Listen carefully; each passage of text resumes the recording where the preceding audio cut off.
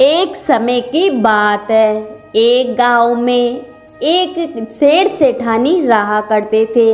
उनके एक छोटी सी लड़की थी। जब वह थोड़ी बड़ी हुई और उसको समझ में आने लगी, तब से वे तुलसी माता जी का पूजन करने लगी। उसके प्रतिदिन का नियम था कि तुलसी माता जी का पूजन करने के बाद ही वह खाना खाती थी। जब वह कन्या शादी के लायक हुई, तब उसके माता पिता ने उसकी शादी करवा दी।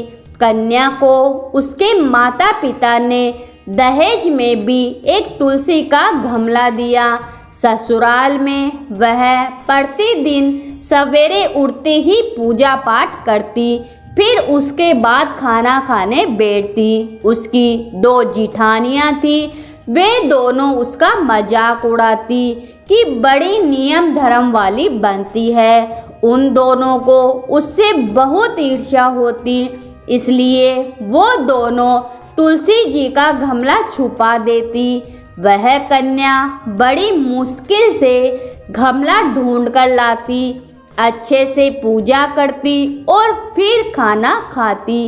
वह गमला ढूंढ कर लाती तो एक दिन तो उसकी जिठानियों ने क्या करा कि गमले को ही दूर फेंक दिया।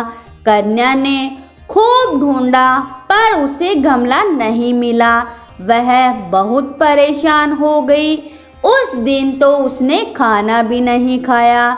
उसका नियम जो था, उस कन्या की सच्ची भक्ति को देखकर तुलसी माता उससे प्रसन्न हो गई और उसके कमरे में तुलसी माता का गमला प्रकट हो गया।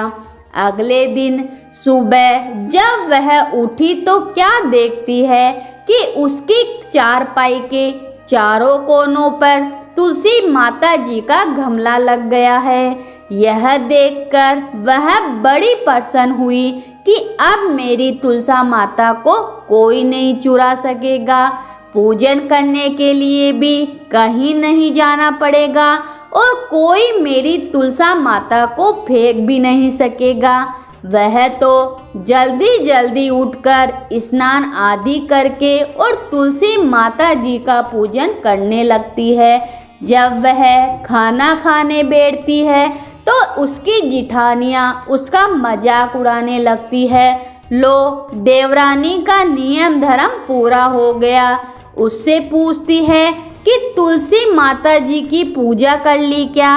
देवरानी धीरे से बोलती है, हाँ कर ली। जिठानियाँ बोलती है, कहाँ से पूजा कर ली? गमला तो हमने फेंक दिया था।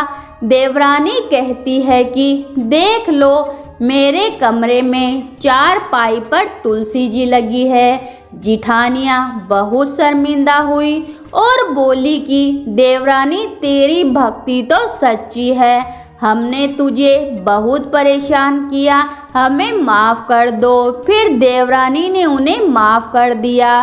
देवरानी जिठानी तीनों ने मिलकर तुलसी माता जी की पूजा पाठ करी।